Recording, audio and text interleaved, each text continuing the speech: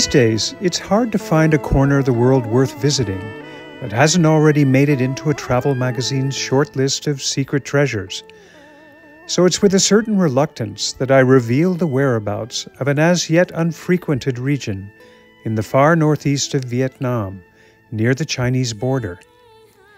Until recently, Ha Giang province was altogether off limits to foreigners, having been the site of clashes between Chinese and Vietnamese border troops.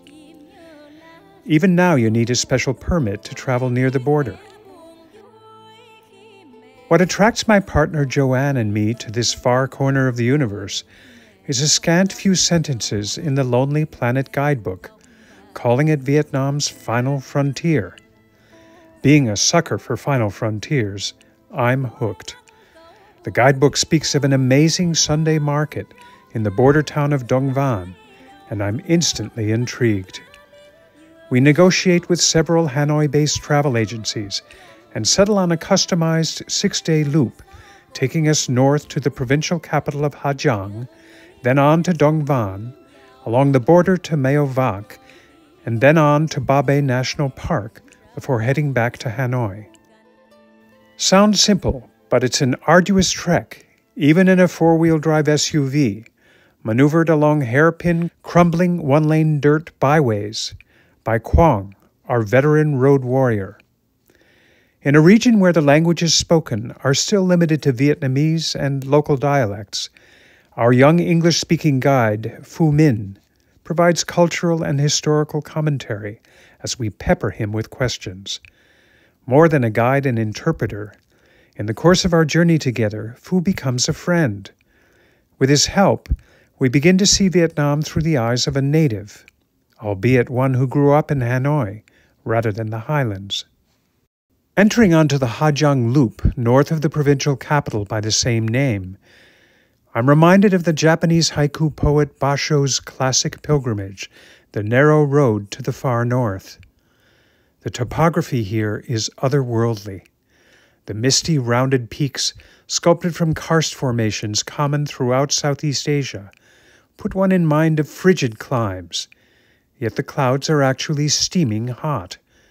The road is indeed narrow, scarcely a single lane, with frequent blind curves and drop-off cliffs. Heavy trucks and vans, motorcyclists, peasants, and water buffalo appear from behind rock faces with startling suddenness. Quang takes it all in stride.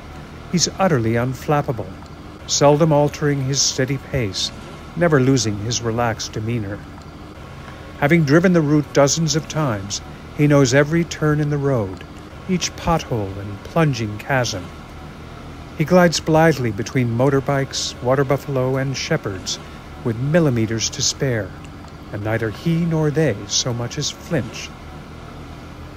Then we round a bend and abruptly come to a halt. Before us, a makeshift crew of young men and women is busy grading a stretch of road. Lacking even the most primitive mechanical tools to move rock, each scoops a wok-sized portion of gravel from a pile, walks 20 feet, and tosses it on the road. The sole motorized device is a jerry-rigged tar boiler blasting away at the far end of the construction site. Unlike highway crews at home, so often seen leaning on their shovels while just one among them actually works, these uncomplaining kids look more like a high school class drafted to patch potholes. The Sisyphean scale of their task doesn't seem to bother them in the least.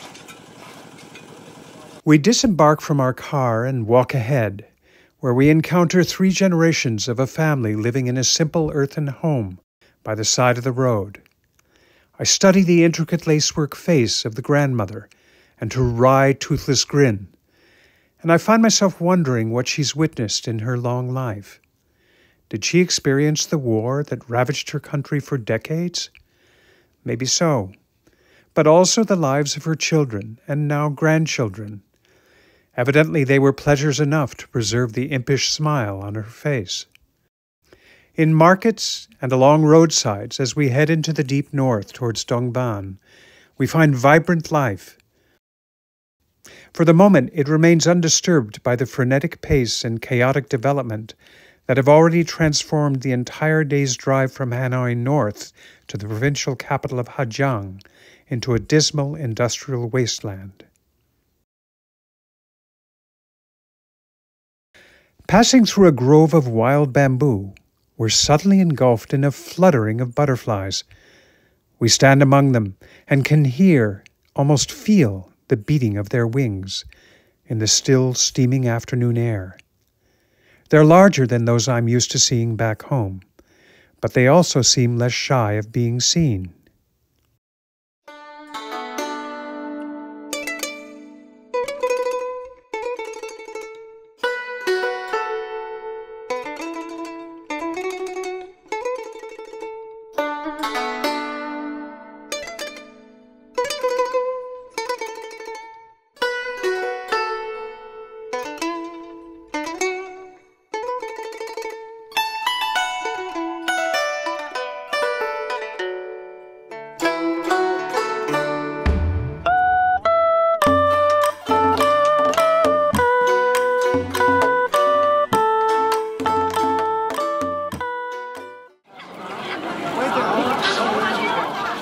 After 2 days of hard travel, we arrive in Dong Van on Saturday night.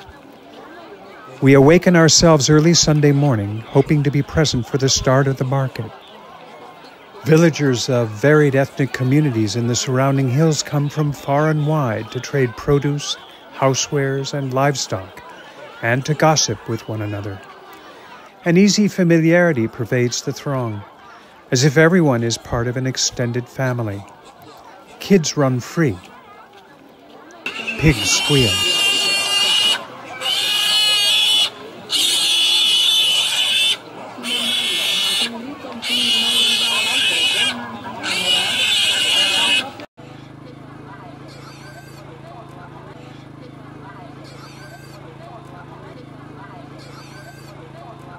Ducks quack. Men hunch over long bamboo pipes.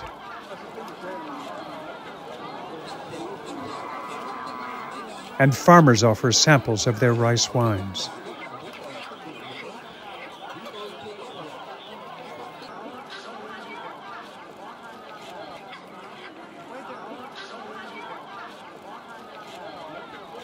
For us, there's an intoxicating air of being just where we'd hoped we'd be.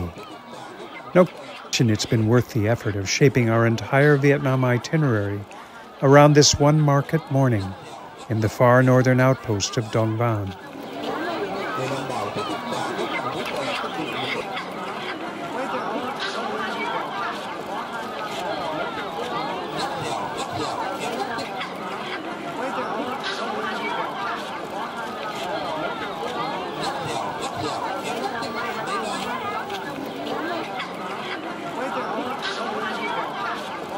As I stroll among the vendors, photographing here and there, zooming in to catch an expression on a face lined with age and care, or a moment of shared laughter, they pay me no mind. It's almost as if we're invisible. There are so few non-locals in this market that I would have thought we'd be objects of curiosity or suspicion. But not so. We couldn't have asked for more. In their openness, there's a refreshing candor, an unself-conscious authenticity that we Westerners in an era of selfies find increasingly hard to access. Yet these mountain people aren't entirely innocent of modernity. Here and there among women wearing their traditional clothing, I spot cell phones, as natural to their users as cattle and pigs are to their owners.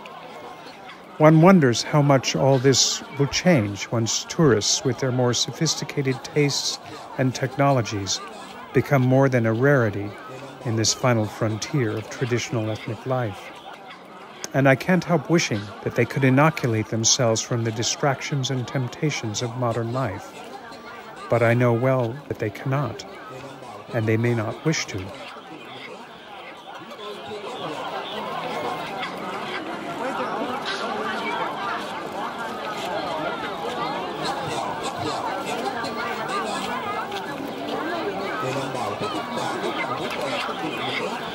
Chúng tôi chưa có được cái nghiệp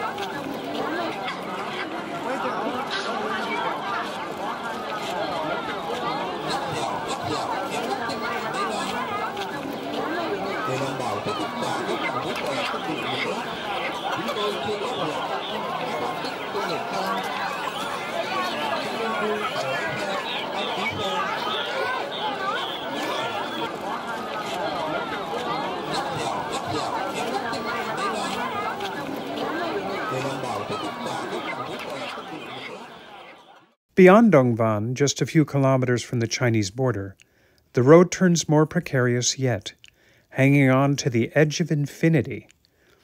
Cornstalks twice the height of their planters cascade thousands of feet down precipitous slopes. Who knew the Vietnamese grow and eat corn, not just rice, and that they plant it on impossibly vertical mountainsides, just as the Mayans do in the highlands of Guatemala? How did they do it? Do they stake themselves to the ground while planting and harvesting? Meo Vac is a dusty outpost among rounded hills. We settle into a mountain lodge nested among cornfields. It's a 19th century ethnic minority house, rebuilt to accommodate guests, with clay walls, hand-hewn beams, and hand tools on display from an earlier era. We lie down upstairs, and our road-weary bones are soothed by the sounds of an afternoon rain washing down the roof tiles.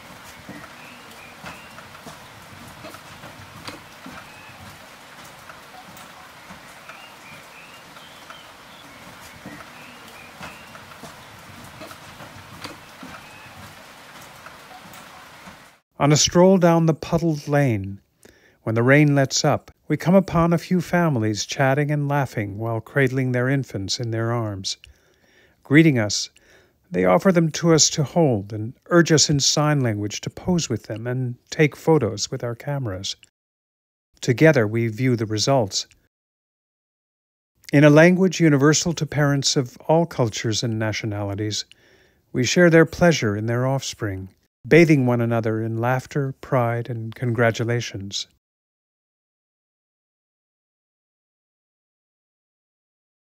Ba Be National Park, our last stop on the Ha Giang Loop, is a wilderness of soaring limestone cliffs, lush valleys, emerald lakes, and traditional villages, populated largely by the Tay minority tribe, with a smattering of Zhao and Hmong people. Extended families live in stilt homes above rice paddies. Homestays are well established here. Ours looks down on a grassy volleyball court, where games are almost always in progress. From early morning on, some villagers can be seen harvesting and threshing rice, while others herd water buffalo. In front of many homes, bright yellow corn and long-grain rice are spread on concrete slabs to dry in the scorching sun.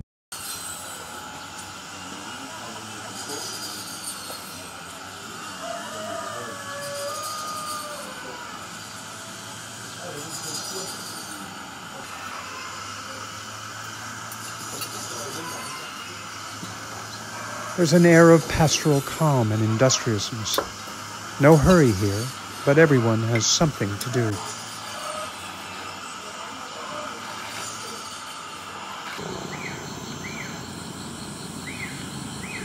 Phu arranges a day-long boat ride for us along the 3 bays that make up Ba Be.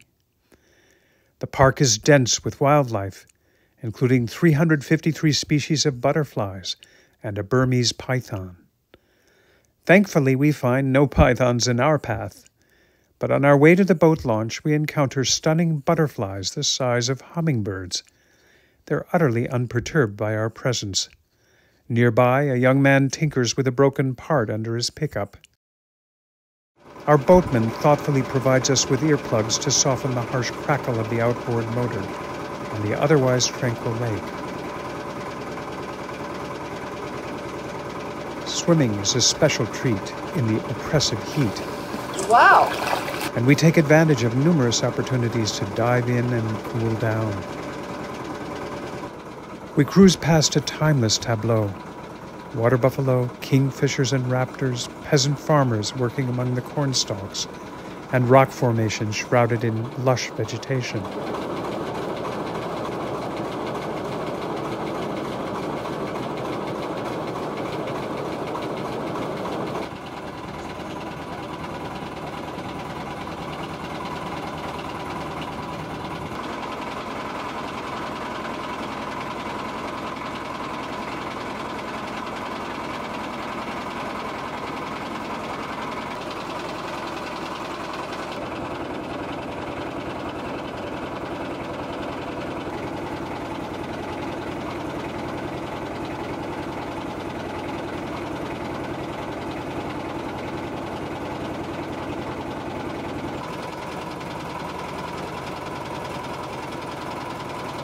Our destination is Poang Cave, a splendid cavern bisected entirely by the Nang River.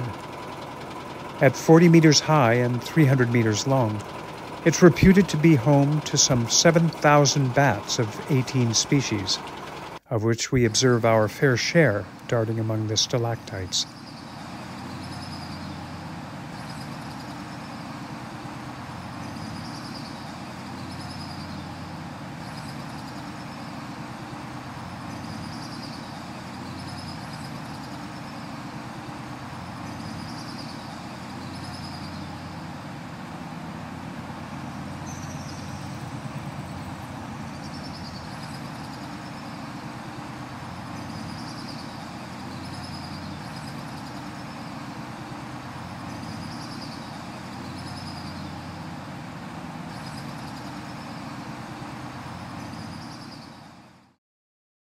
On our return, we meet 3 young French travelers at our homestay, a couple and a single woman, all coincidentally hailing from Toulouse. They've been traveling for some time now, longer than most Americans give ourselves, yet they show no signs of burnout. Robin, or Rockin' Robin as he calls himself, is a troubadour who carries a guitar on his back, a tent in his pack, and a blues harp in his pocket. Styling himself a cross between Bob Dylan and John Denver, he's taught himself the songbooks of both and sings their signature tunes with rollicking Gallic charm. All my memories gathering here, minus ladies, treasures in blue water. Who would have guessed that here in a Tay ethnic minority stilt house on the narrow road to Vietnam's deep north, we 2 Americans, children of the 60s and 70s, would find a French troubadour singing the soundtrack of our youth, and that we'd be swing dancing to his tunes, while 3 generations of a Tay family would be laughing and clapping. What a relief in this era of renewed suspicion and reclosing borders to find an easy remixing of cultures here at a final frontier in the back of beyond.